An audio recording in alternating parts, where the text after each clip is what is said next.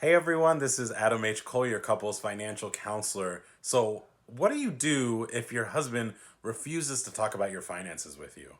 And this is actually a really common problem, but what do you do? Well, in today's video, if you stay until the end, I'm going to tell you the 3 steps that you need to take in order to deal with this kind of situation, and I'm going to give you the tools to successfully do just that. And I'm also going to provide for you something free that I know you'll love that'll help you deal with exactly this kind of situation. Now, before we get to the content, just to share a little bit more about me, like I said, I'm a couples financial counselor. That means I work with couples who love each other to make sure that the money conversation doesn't get in the way. And I do this through personalized coaching, helping you draw out your money story and use that knowledge to heal any wounds, get on the same page, and create a future that inspires each and both of you. So let's get into the 3 steps now to do if your husband just doesn't want to talk about finances. Well, step one is self reflection and introspection. This means that you take a look inwards before you worry about him. You say, well, how has this been affecting me? What are my feelings about this? I feel how about that he refuses to talk about finances. Maybe when did this start? How long have I been putting up with it and not necessarily doing anything about it? Right? And what maybe have I contributed? Where have I been unkind or maybe not had much patience or been stubborn when it comes to a financial topic, right? Just do this kind of introspection on how you've acted and how this has been affecting you.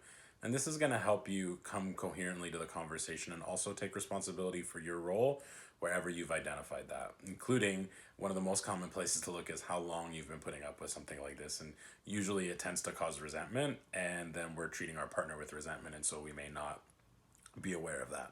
So, step one is self reflection.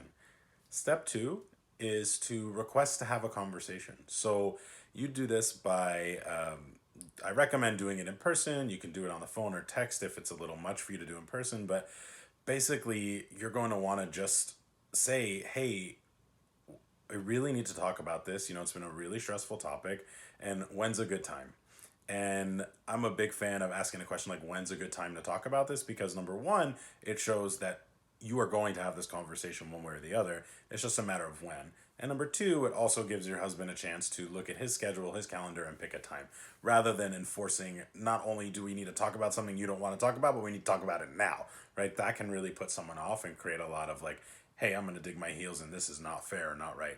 So that's a great way to approach the conversation. You might even want to share, like, hey, it's been a really difficult topic for me, and I really care about you, and I want what's best for us in our relationship. So that's why I want to talk about this, right? I want to build the best possible future together with you. So you share the impact, you create a positive context, and you assert that you're going to have that conversation.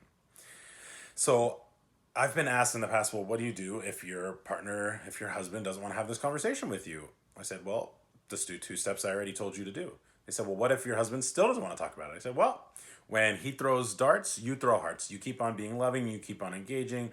You maybe wait a week or two or whatever the case may be and go back and request again. And then the question I got was, well, what if he still doesn't want to talk about it? And this is not the most comfortable thing to hear, but if you are really striving to take responsibility, communicate your feelings in a way that is not offensive or violent toward him, then you actually have to question if he's still unwilling to talk about this, is this the right partner and right relationship for you?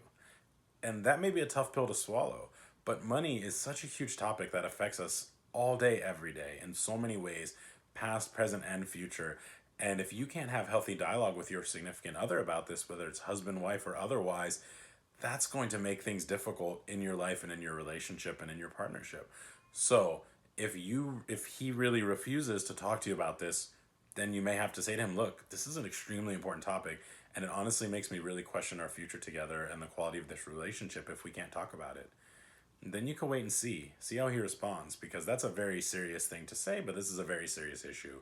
Now, hopefully you won't need step three, and hopefully if you do get there, it'll all get turned around, but those are the 3 steps I really recommend taking, because we have to be willing to hold men to account, even if they're uncomfortable talking about certain things, if we're going to expect them to change.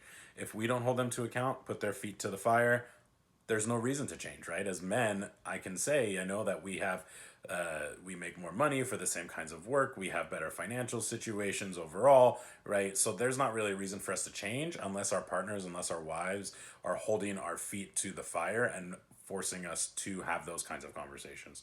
So you can be the person to step up and make that happen. Now, I said in the beginning of the video that if you stay till the end, I'm also going to give you a tool I know you're going to love. So check the description below and click there, put in your email, and you're going to get not only access to my exclusive newsletter, but also to a free guide that I've put together on how to start a money conversation with your man without biting each other's heads off. And if that resonates with you, and I think it will, go ahead and click that link and get the guide and use it to make your relationship stronger and better today. Thanks again so much for watching. This is Adam H. Cole, your couples financial counselor, and have a great day.